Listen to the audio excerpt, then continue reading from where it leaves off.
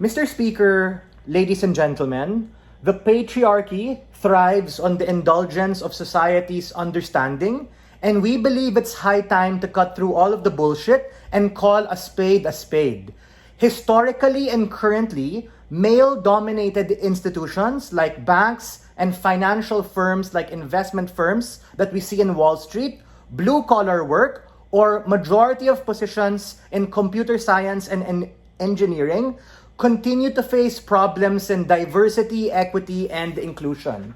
That is to say that on average, they still continue to face a particular gender pay gap, and women, of which this debate is primarily about because they collectively and individually represent the movement, continue to be a minority for far too long, forcing them to always be on the defense or on the negotiating side of the table, wherein they have to act male in the boardroom in order to be able to be heard and need to always see things from their masculine perspective.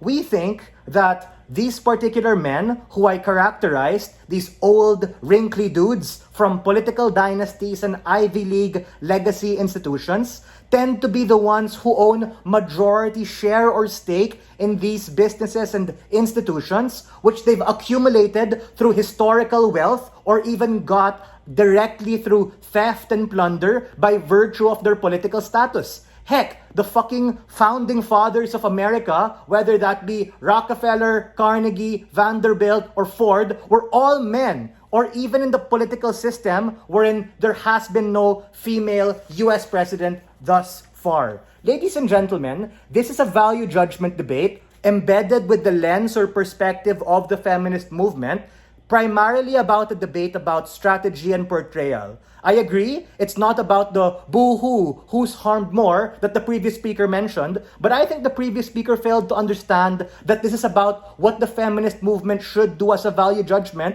for their own particular interest, which is individually and collectively being able to get some sort of franchisement and redress for all of the shit that they've done, either directly or indirectly. Yes, I understand. There are nice guys. There are people who didn't do anything. But we think that the top 10 or top 5 or top 1% of people who allow these things to happen and who perpetuate these things have to be able to be framed as them benefiting on average from it, of which we now have a stake to be able to take a part of.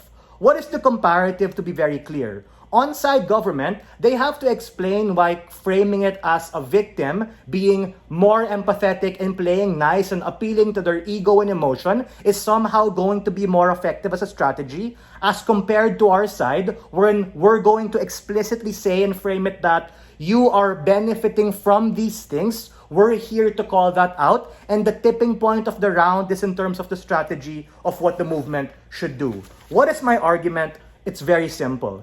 I am going to examine the structural limitations like power and wealth that we see in status quo, and I'm going to prove to you that in and of itself, this is a benefit or advantage that they have, whether they knew it or not, whether it be deliberate or not. And we think that the frame of the feminist movement should specifically be about trying to get some sort of benefit from that when we're able to call it out in the first place. Because the question I have for their side is, why would they even give a shit? Why would they listen to you? Why should it be the burden of the feminist movement to have to take care of you? Yes, what you're saying is true. Men have feelings too. Men can also be hurt.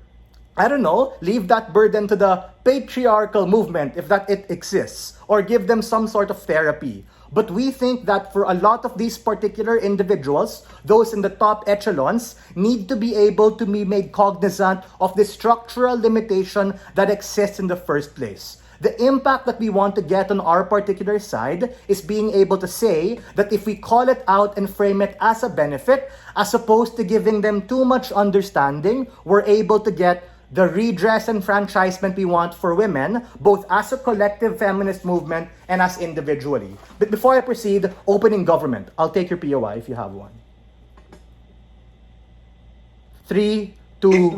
If men in power positions actually buy into this feminist movement, it would appear that women are also getting their problems solved, because they would be more sensitive to the problems that women face rather than completely turning a blind eye or seeking therapy or being more like No, bro, because it's likely converse. that they're gonna get pissed off and be hostile at the point in which you particularly say that these particular individuals are the victim. Meaning, if you frame it as such, it's not going to be aware that you're the victim because now they're gonna think about themselves and stop looking within and maybe even blame the feminist movement for the very things that they're trying to fight for.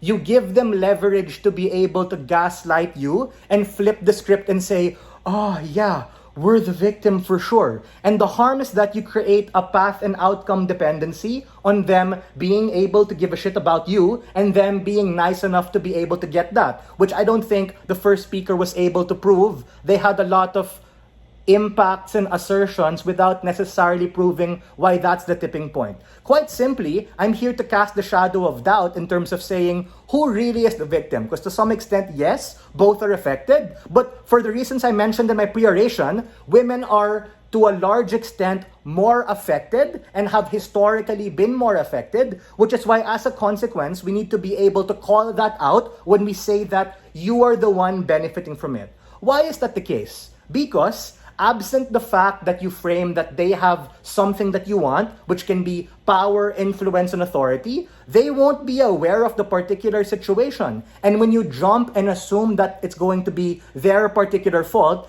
these dudes who are maybe hard-headed and have an ego might not even believe it. Or in instances where they do, they don't anymore think about you because their own interest becomes something prioritized. That is to say that if you want to be able to get the impact of helping the feminist movement, that is less likely to happen at the point in which these particular individuals are prioritized. It becomes a matter of framing the message. Because when you frame it as a particular victim, they're likely to be able to lock in this idea of selfishness and prioritize themselves first in terms of Maslow's hierarchy and in terms of what they want to communicate. And if anything happens to the movement, it becomes less of a priority, it becomes an afterthought. So for all of these reasons, we are very proud to stand on side negative.